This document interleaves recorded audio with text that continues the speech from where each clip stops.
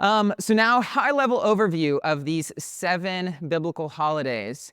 There are the spring holidays. The first 4 are the spring holidays: Passover, unleavened bread, first fruits, and Shavuot. And then there's the 3 fall holidays: trumpets, Day of Atonement, and tabernacles. And these first 4 spring holidays have historically been fulfilled during Jesus' first coming. And what I mean by that is, like, these were calendar days where the Israelite people were celebrating a holiday, and something significant happened through Jesus' time on earth during those holidays. So during Passover was when Jesus was crucified.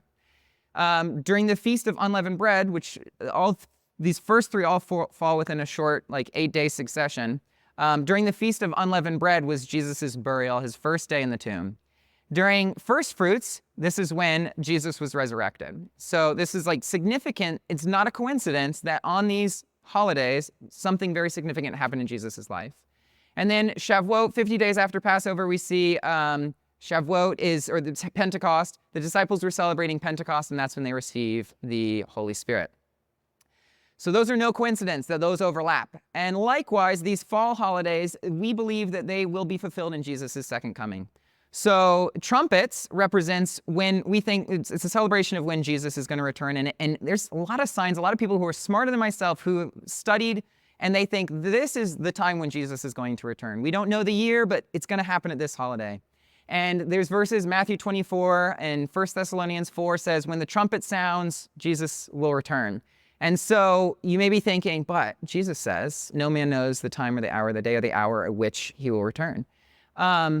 But that is actually, we've learned, that's a Hebrew figure of speech idiom that can refer to this holiday, because of all the holidays, the Feast of Trumpets is the only one that happens on the first of the month, which means it's a new moon celebration. And the new moon celebrations are a little bit harder to predict because you might go out at night and think, is it going to be a new moon tonight, or is there going to be a small crescent? So they would say, no man knows the day or the hour that we're going to celebrate this Feast of Trumpets. So that's a really interesting one. Yeah, so when we celebrate that, we're like, hey, maybe this will be the year where Jesus comes back. Day of Atonement represents when when God cleanses the earth in order to dwell with his people, and that is what Tabernacles is about, when we get to dwell with God.